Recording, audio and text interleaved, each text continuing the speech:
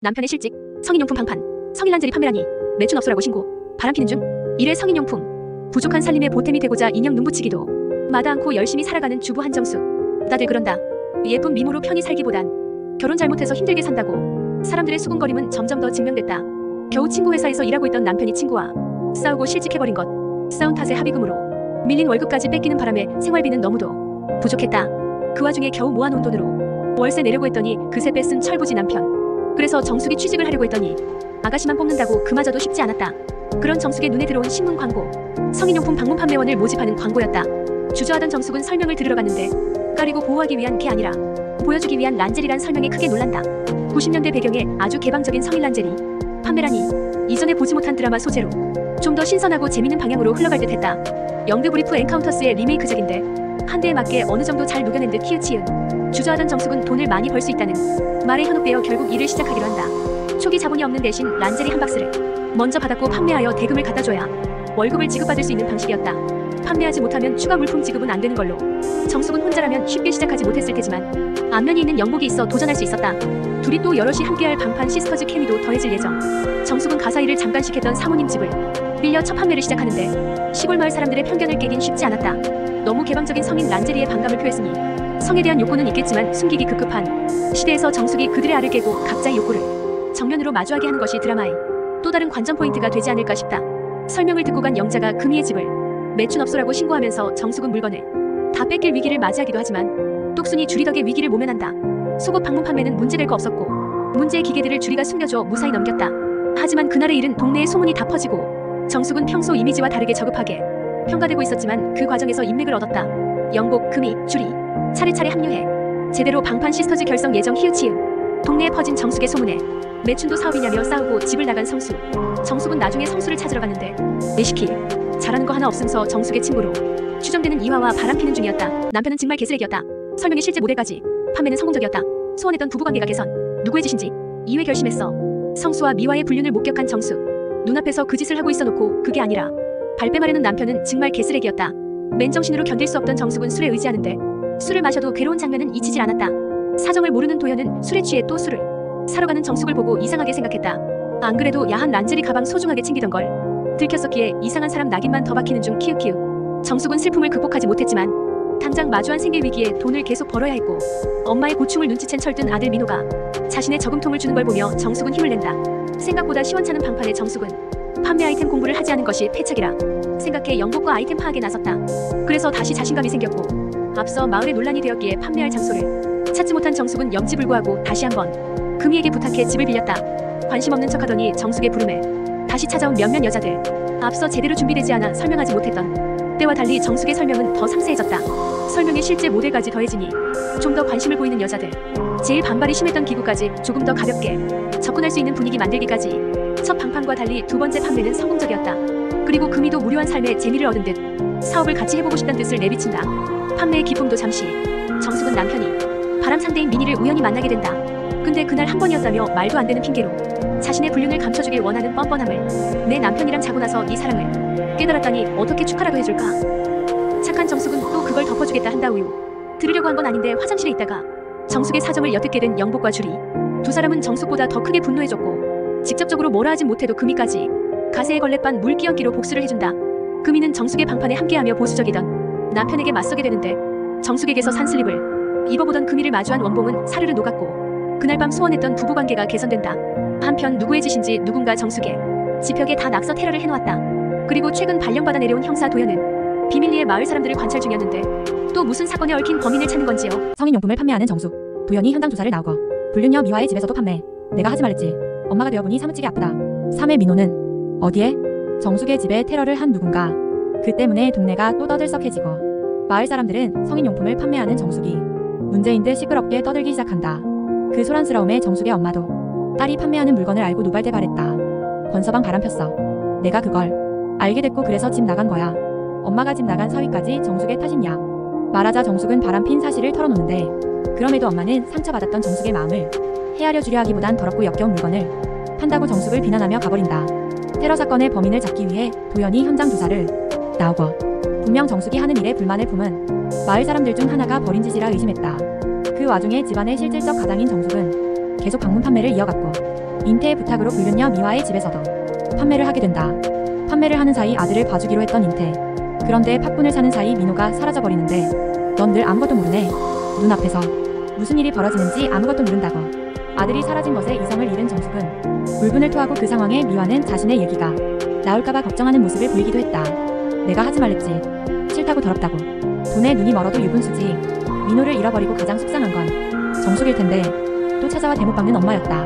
90년 되다 보니 더 꽉 막힌 분위기, 시대상에 정숙을 부끄러워하는 엄마도 어쩔 수 없는 듯 아들이 실종됐다고 사건을 접수하고 도연과 함께 민호를 찾아 나선 정숙. 도연과 얘기를 하던 중 최근 민호가 아빠를 보고 싶어 했던 것을 기억하고는 성수의 흔적을 쫓아 민호를 찾아냈다.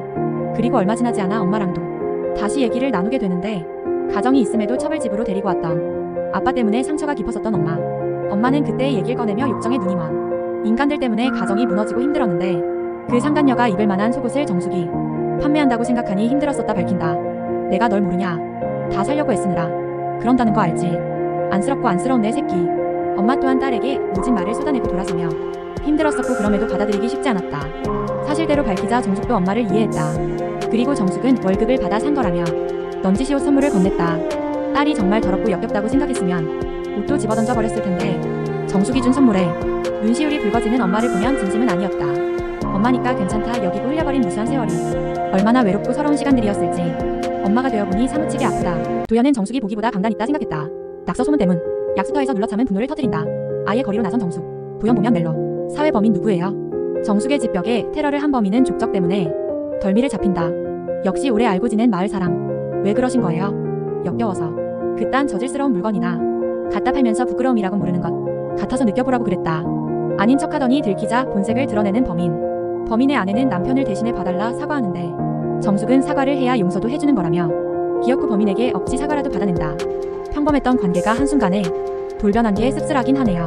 그리고 정숙은 철물점 주인이 한 짓이 소문이 나서 사람들 입에 오르내릴 테니 그렇게라도 벌을 받을 거라고 한다. 도연은 정숙이 보기보다 강단 있다 생각했다. 미용실세를 10만원이나 더 올려달란 소식에 주리도 방판에 뛰어들기로 하고 정숙 영복 금이 주리 방판 시스터즈 결성. 네 사람은 판매를 잘하기 위해 머리를 맞대고 아이디어를 내보지만 마땅한 게 아무것도 안 나고 그러다 화장품 판매원에게서 아이디어를 얻는다. 화장품 방판처럼 설문조사를 해보자는 것. 의욕은 충만했지만 사람들은 협조적이지 않았다. 그런데 그 이유가 낙서 소문 때문이었던 듯 정숙은 소문이 나서 철물점 주인이 벌 받길 원했지만 사람들은 오죽하면 그랬겠냐며 정숙이 유사스런 물건을 팔았다 욕한다.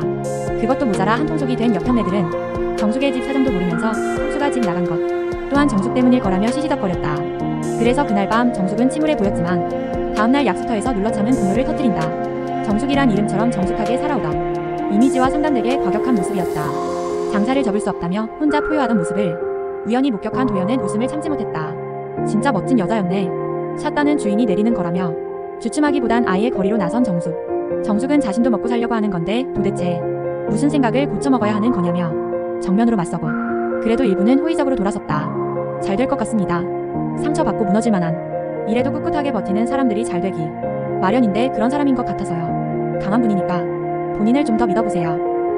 처음에 인물관계도만 봤었을 땐 정숙에게 남편이 있어서 멜로는 없을 줄 알았더니 도연 보면 멜로 눈깔인데 계속 피하는 것도 이상하잖아. 그걸 지금 말이라고. 미화가 임신 6주차. 인태 씨약이야. 불행이 더 빨리 물드는 것 같기도 해. 오해 넌 내 가정 지키고 나도 내 가정 지켜야지. 바람피고 종적을 감춘 성수가 미화와 시시덕거리며 집에 가는 걸 보게 된 정숙. 반성하는 척했던 미화와 뻔뻔한 성수이 행태를 보고 정숙은 뒤따랐다. 들키게 되자 인태가 일자리 하나 구해줄 수 있을 것 같다며 그동안 신세져도 된다 했다 한다. 인태야 그럴 수 있지. 아무것도 모르니까. 그러니까 걔는 아무것도 모르는데 계속 피하는 것도 이상하잖아. 그렇다고 니가 당장 나를 너는 받아줄 것 같지도 않고 그걸 지금 말이라고. 이번엔 진짜 제대로 된 일 잡을 수 있을 것 같아. 조만간 너랑 민호 곁으로 돌아갈 거야. 당당하게. 힘든 시간인 거 아는데 잘 이겨내보자 우리. 내 연녀랑 아무것도 모르는 내 연녀 남편이랑 한 집에 같이 산다는 성수는 끝까지 뻔뻔했다. 그리고 그 대화를 엿듣게 된 도연은 어쩐지 정숙이 더 안쓰러워진다. 그래서 다음날 동네에 다시 출몰하게 된 성수에 대놓고 적대감을 드러냈다. 쓰레기라는 말에 성수의 승질머리가 나올 뻔했으나 도연은 껌종이 무단투기했단 핑계를 대며 눈으로 계속 욕을 해준다. 골치 아픈 성수 일은 그거고 일단 란제리 방판으로 이어가야 하는 정숙은 돈 많은 사모님 공략에 나선다. 그로 적격인 인물은 역시 영자. 남의 불행을 좋아한다는 영자가 가장 관심받는 인물인 금이가 주리의 미용실에서 조용히 얘기 풀리고 부부싸움 얘기로 시작해 란제리를 입고 뜨밤을 3번이나 보냈단 말에 영자는 눈을 번뜩였다. 관심은 없지만 고생하는 사람 도와주겠다는 명목으로 란제리 완판시켜줌. 하지만 영자는 란제리의 효과를 보지 못했는데 자신의 불행을 밝히고 싶진 않아 효과를 본 척한다. 남편이 다른 모텔에 들어가는 걸 봤던 사인방은 내막을 알고 있었지만 신나서 로얄 패밀리들에게 홍보를 해주겠다는 영자를 말리진 못했다. 정숙은 미화가 임신 6주차란 소식을 전해 듣고 또 충격을 받는데 이 뻔뻔한 내연녀는 성수놈이랑 하는 짓이 똑같았다. 인태씨 아기야. 확실해. 그러니까 괜한 내색하지마. 괜히 분란 일으켜서 좋을 게 뭐 있어. 피차. 그래 나랑 인태씨가 얼마나 기다린 아긴데. 넌 네 가정 지키고 난 내 가정 지켜야지. 그러고 귀가하니 민호 손잡고 왔다며. 집에 은근슬쩍 들어와 있는 성수. 내가 못 올 때 왔어? 내 집에 내 자식 보러 왔잖아. 지난번부터 왜 이렇게 당당해? 당당은 무슨. 내가 그랬으면 집 놔두고 생고생하면서 밖으로 돌았겠어? 너무 뻔뻔하고 당당한 성수의 정숙은 말문이 막히는데 그 틈에 성수는 용서할 줄도 알아야 한다며 가스라이팅을 시작한다. 진짜 화끈하게 한 것도 아니고 실수로 한 번. 그런 거란 성수의 미화의 임신 사실을 밝히는 정수. 미화 임신했대. 인태애겠지. 아니라고 해도 상관없어. 그럼에도 성수는 자기 인생의 애는 민호, 여자는 정숙 하나뿐이라 변명했다. 이러다 진짜 끝나면 민호 인생은 어쩔 건데. 을리 엄마가 너 편모 밑에서 자라서 그런가. 묘하게 그늘졌다고 한 거 기억하지? 민호한테도 똑같은 팔자 물려주면 너 어떡하려고 그러냐. 그리고 이어진 막말에 파 뽑아다가 후려갈기는 정숙. 권성수는 맞아도 싸지. 정숙은 민호가 눈에 밟혀 갈등했지만 이윽고 결단을 내린다.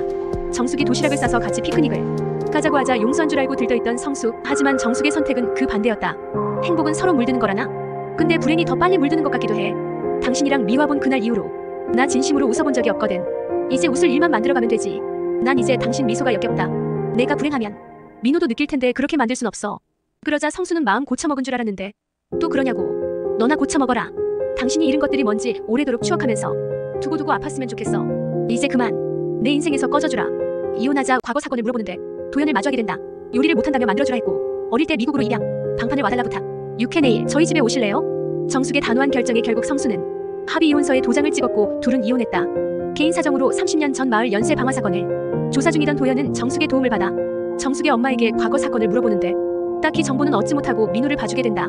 우리 엄마 예쁘죠? 그러면서 과거 정숙의 사진을 보며 웃고 있다가 민호에게 들키기도. 엄마가 민호를 부탁했던 거라 도연이 민호를 봐주는 걸 몰랐던 정숙은 출장 방판에 끝내고 와서 도연을 마주하게 된다. 그래서 고마움에 바지락을 챙겨주려는데 민호가 도연이 요리를 못한다며 만들어주라 했고 본의 아니게 아들이 큐피트 역할을 키읔. 민호 덕?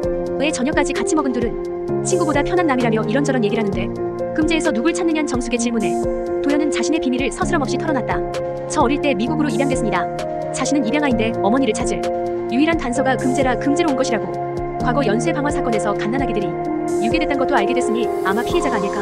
한편 외곽에서 화훼 농장을 하는 동창 경식은 아내를 위해 자신의 집에 방판을 와달라 부탁하는데 정숙이 혼자 오라는 것 보면 어째 좀 쎄한 기운이. 정숙은 다른 이들과 같이 갈까 했지만 시간이 맞지 않아 결국 혼자 가게 됐다. 그 후 도연은 경식의 와이프가 도망갔다는 얘기를 동네에서 우연히 듣게 된다. 그리고 역시 그 시각 경식은 정숙이 혼자가 된 걸 알고 찝쩍거리려는 속내를 고스란히 드러내고 있었다.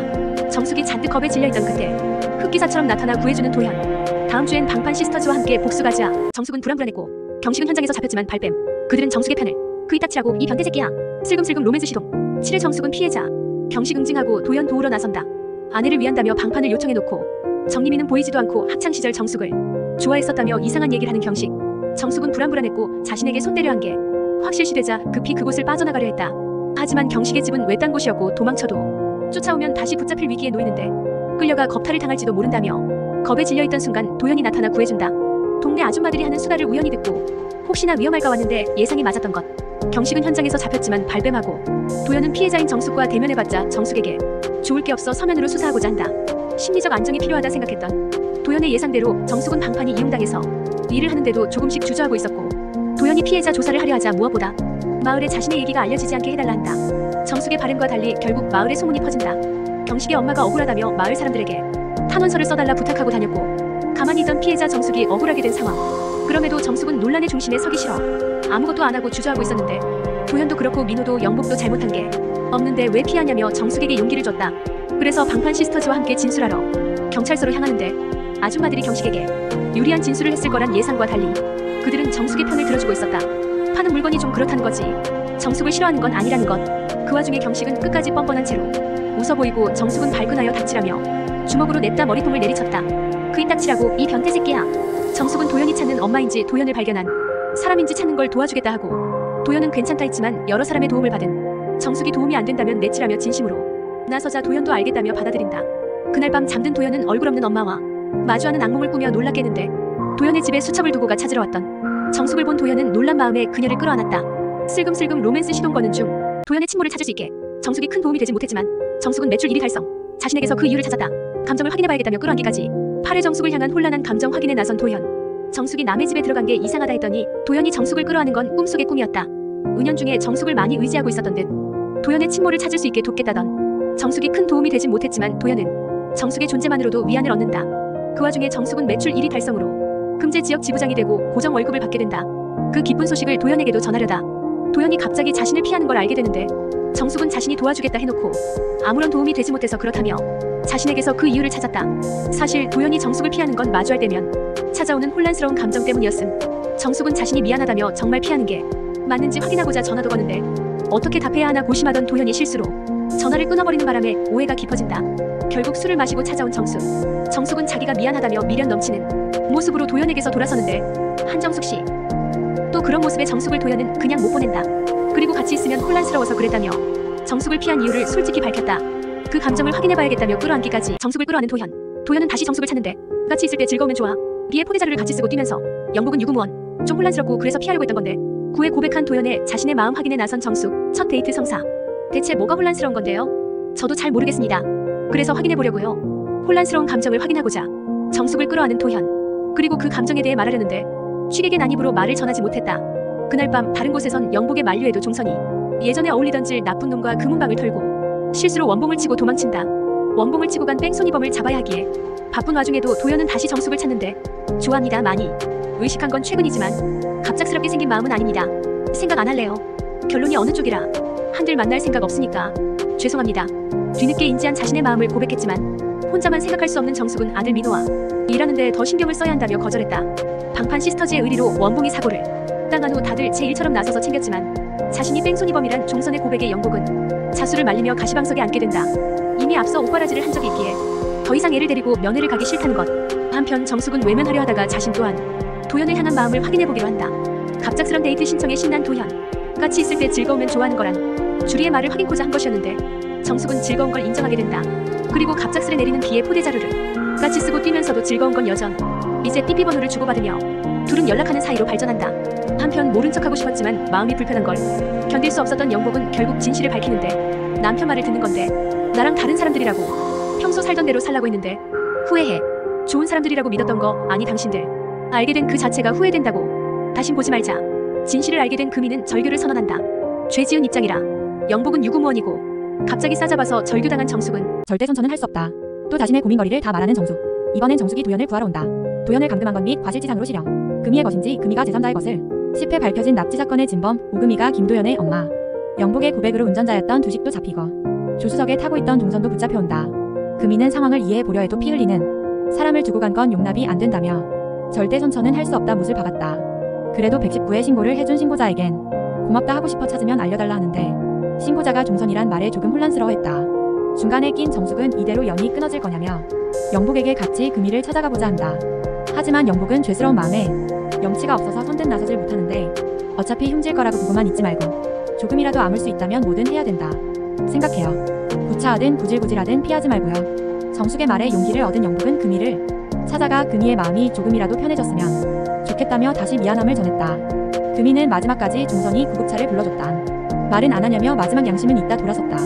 그런데 갑자기 영복이 배를 움켜쥐고 쓰러지고 아기를 가진 걸 아는 금이는 걱정스런 마음에 누구보다 앞장서 영복을 병원으로 데려간다. 결국 금이는 애가 무슨 죄가 있겠냐며 마음이 약해져 선처를 해줬고 용서해준다. 나중에 다 갚으라며 원봉도 용서했다. 방판 시스터즈는 해체 위기에서 극적인 화해로 재결합. 정숙의 두 번째 데이트는 도연의 집에서 이어졌는데 순수하게 놀고 오려고 했던 정숙은 집 데이트를 하면 무슨 일이 생기기 마련이란 방판 시스터즈의 말에 게임에 집중을 못한다. 정숙의 이상함을 눈치챈 도연이 묻자 또 자신의 고민거리를 다 말하는 정숙. 집에서 놀면 생기기 마련이라던 일하고 싶어요 저도. 도연이라고 그런 생각이 전혀 없는 건 아니었고 정숙의 솔직함에 한 발 다가섰다. 도연이 과거 화재 사건을 파헤치고 다니는 걸 아는 반장은 최근 보육원 원장이 죽으며 새로운 자료들이 발견됐다 알려준다. 당시 20명을 해외 입양 보냈는데 11명은 입소해 있던 아이가 아니었다고. 화재 사건 때 납치됐을 아이일 가능성이 크고 서류 위에 가격이 10,000원이라 적혀 있었다 한다. 하지만 누가 아이들을 팔아넘겼는진 알 수 없었고 알리바이가 있어 용의 손상에선 벗어난 산파를 찾아가 보지만 치매로 정보를 많이 얻지 못한다. 그래도 산파 도우미 일을 했던 다른 사람 우겹이 엄마에 대한 얘기를 듣게 되는데 우겹이란 이름을 가진 자식이 있고 읍내에서 자영업을 한다는 그녀는 누구? 정숙도 돕겠다며 동네 사람들에게 묻고 다니는데 그중 한 명이 유독 정숙을 고깝게 쳐다봤다. 그만 좀 하지. 우겹이 엄마 찾는 거 그만하라고. 부질없는 짓인게. 그 주민은 우겹이가 30년 전에 죽은 애라고 자식 잃고 사는 엄마 속을 꼭 해집어야 되냐며 정숙을 나무랐는데 그 사이 도연은 우겹 엄마 조순애를 찾았다. 6165년 사이에 산파도우미를 했었냐 묻는 도연의 순애는 돈이 없어 자식을 열감기로 잃고 아이가 보고 싶은 마음에 일을 한 거라 하는데 도연은 그녀의 눈물에도 아이가 죽은 2년 뒤 이런저런 사업을 한 걸 짚으며 허를 찌른다. 그 돈이 어디서 났겠냐고. 그래서 순애는 범행을 인정하지만 이미 도연이 약 탄 차를 마신 뒤였다. 내가 이 애기들을 구원했다고 생각해. 구원? 평생을 원망하며 살았어. 왜 나를 버렸는지 그럴 거면 왜 나를 낳았는지. 당신 같은 인간들이 버린 일인지도 모르고 찢어지게 가난한 집안의 애들을 구원해준 거라고 합리화하는 조순애. 도연은 그녀를 향한 원망을 드러내는데 순애는 도연의 이마를 걷어서 보며 자신이 납치한 아기들에겐 점처럼 작은 십자가를 새겨놨었는데 도연에겐 없다고 한다. 도연은 납치 피해자가 아니었다는 것. 하지만 사건을 파헤치다 순애에게 잡혀 죽을 위기였는데 정숙이 위험할 때 도연이 나서 구해줬듯 이번엔 정숙이 도연을 구하러 온다. 그리고 순애는 영유아 납치와 해외 불법 입양 사건의 용의자로 체포됐다. 하지만 공소시효가 지나 그 죄로는 벌할 수 없었지만 도연을 감금한 것 및 과실치상으로 실형을 받는다. 엄마를 찾고 싶었던 도연의 실마리는 사라져 버렸지만 양부모님이 보내주신 K, B, H 이니셜이 순화하진 베넷 저고리로 다시 찾아볼 수 있는 가능성이 생겼다. 정숙도 그 베넷 저고리를 같이 봤었는데 의외의 장소에서 같은 베넷 저고리를 발견한다. 원봉의 퇴원 기념 파티에 초대를 받았고 물건을 찾으러 금이의 집 창고방에 갔던 정숙은 금이가 보관해둔 듯한 저고리를 발견했던 것. 금이의 것인지 금이가 제3자의 것을 보관한 것인지 모든 게 확실치 않은 상황에 정숙은 도연에게 이 사실을 알릴 것인가. 같은 베넷 저고리가 있는지 의아한 정숙. 혼자 고민하던 정숙은 자신이 힘이 되어주겠다 약속. 당황스러웠어. 잊고 산지 너무 오래된 일이야. 원봉은 모든 걸 짐작하고 있었었다. 11일 금이가 맞았다. 원봉의 찐사랑이 만들어준 모자 상봉. 어째서 금이의 집에 도연의 베넷 저고리와 같은 베넷 저고리가 있는지 의아한 정숙. 하지만 원봉의 퇴원 축하 파티이기에 일단 모르는 척 무리에 자리 잡고 앉았다. 그리고 그 후부터 금이를 예의주시하게 된다. 아기를 낳은 적도 없는 금이가 아기를 키우는데 능숙한 것도 의심스러운. 그래서 혼자 고민하던 정숙은 갑자기 가까워져가는 금이와 도연을 보며 이후 왜 금이는 가능성에서 제외된 것인지 물었다.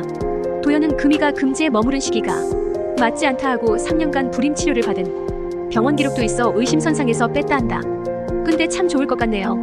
언젠가 어머니를 찾게 된다면 그분처럼 따뜻하고 유쾌한 분이면 좋을 것 같다는 생각이 들어서요.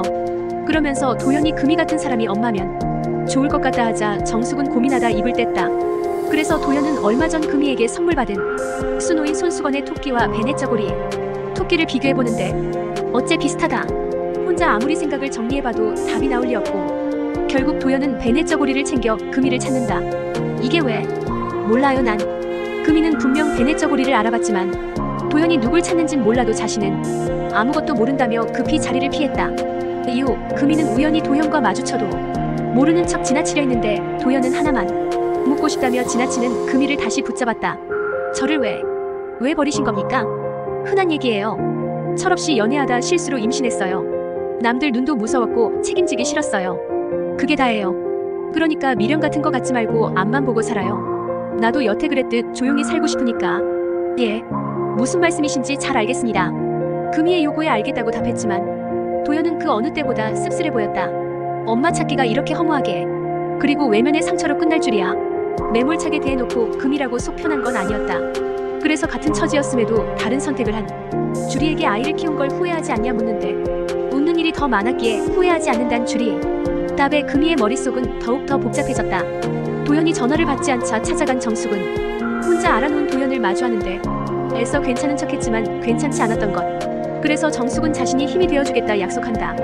이에 도연은 힘없이 미소 지어줬다. 정숙은 도연을 위해 약을 사러 가고 몸살이란 얘기를 들은 금이는 자신 때문이라 생각해 그게 신경 쓰여 정숙을 뒤쫓는데 당황스러웠어.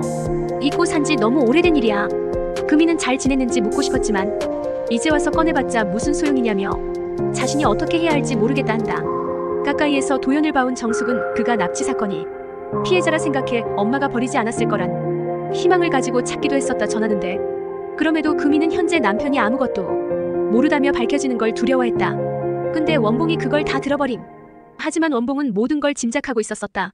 집에서 아기용품들을 발견하기도 했었고 신여성처럼 살고 싶어 아기를 안 갖겠다 했으면서 유독 아기가 보이면 눈을 못 떼는 금이를 봐온 것. 당신이 마음먹는 데 있어서 걸리는 게 나라면 안 그래도 된다는 소리여. 꼰대 같은 남편인 줄만 알았는데 사랑꾼 원봉. 미안해요. 엄마가 정말 다 미안해. 원봉의 배려로 금이는 도연을 찾아가 제일 먼저 했어야 하는 말을 꺼낼 수 있었다. 엄마가 다 정말 미안해. 방판 시스터즈는 축하해줬다. 일주일 동안 프로젝트해요. 잘 다녀오겠습니다 어머니. 오픈 첫날부터 퇴폐업소라며 12회 환타지 란제리 위기를 기회로 한정숙 사장됐다. 뒤늦게 밝혀지는 금이가 아들을 버린 사연. 도연은 금이가 하인의 아들을 사랑해서 갖게 된 아이였고 집안이 발칵 뒤집힐 일이었기에 남자가 도망친 상황에 혼자 집을 나와 키웠었다 한다. 가난 속에서도 잘 키워보려 했지만 예기치 못한 화재로 당장 수술이 필요해 다시 집을 찾게 됐고 부모님은 아들을 포기하면 치료하고 다른 집에 업둥이로 보내주겠다 해 포기를 택한 것. 결국엔 내 선택이었던 거야. 그 문을 열고 나가 부딪힐 현실이 두려웠던 거니까. 엄마가 다 정말 미안해. 원봉의 배려로 눈물의 모자 상봉을 한 금이. 원봉은 거기서 그치지 않고 이제라도 엄마 밥 많이 먹을 수 있게 도연을 집에 자주 부르고 하라며 큰 그릇을 보여줬다. 금이는 다른 이들이 안 좋게 볼까 싶은 걱정도 했지만 방판 시스터즈는 축하해줬다. 떨어져 지낸 시간이 길어서 그 틈을 채우기가 쉽진 않았지만 그래도 차차 하자 했었다. 시간이 많이 있을 줄 알았는데 도연에게 위제 사건 전담반으로 오란 소식이 전해진다. 그래서 도연은 금이와 정숙을 불러 어떻게 하면 좋을지 의견을 묻는데 금이는 섭섭한 기색이 역력했지만 가지 말란 말은 못하고 정숙도 좋은 일로 가는 건데 안 갈 순 없으니 다른 의견을 냈다. 일주일 동안 프로젝트해요. 빨리 친해지기 프로젝트. 정숙의 노력의 결실로 두 사람은 차츰 가까워졌고 점점 모자 같아졌다. 도연은 자신과 금이에게만 신경쓰고 정숙이 자신이 떠나는 것엔 덤덤한 것 같자 내심 서운하단 기색을 보이는데 큐피트 민호가 지난밤 엄마가 울었었다. 전해줘. 도연은 은근히 기뻐하기도. 잘 다녀오겠습니다 어머니. 기다리고 있을게. 여튼 둘의 배웅을 받고 도연은 금제를 떠났다. 도연이 떠난 후 환타지 란제리엔 위기가 닥친다. 사무실은 엉망이 되어 있고 정상금이 털린 것. 대표에게 전화해도 결번이었고 알고 보니 1년 전에 폐업한 회사란다.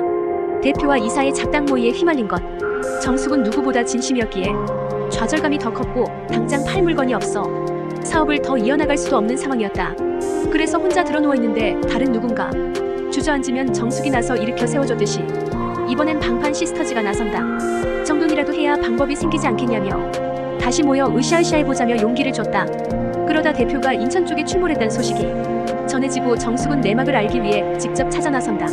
도망자 신세였던 대표는 정숙을 마주하자 처음부터 사기치려 한 건 아니라며 잘 될 거라 생각해 사업을 했지만 누가 자꾸 퇴폐업소라고 신고를 하는 통에 망했단 사연을 전하는데 금제로 간 건 다시 일으켜보기 위함이었지만 외국에서 물건 떼오던 업자가 잡혀가서 자신도 쫓기는 상황이라며 급들이 닥친 경찰들의 도망치면서도 정숙을 응원했다.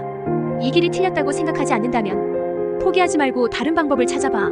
대표의 말을 마음에 품고 돌아온 정숙은 4년 뒤 정숙한 세일즈라는 가게를 연다. 역시나 든든한 방판 시스터즈와 함께. 하지만 오픈 첫날부터 퇴폐업소라며 시위를 하러 찾아오는 주민들과 부딪히는데 정숙은 이 정도로 포기할 거면 시작도 안 했다며 그들의 앞에 당당하게 맞섰다. 가로막으면 날아올라서라도 넘어가면 되죠. 시간은 좀 걸릴지라도. 이 영상이 즐거우셨다면 구독과 좋아요로 다음 소식을 놓치지 마세요.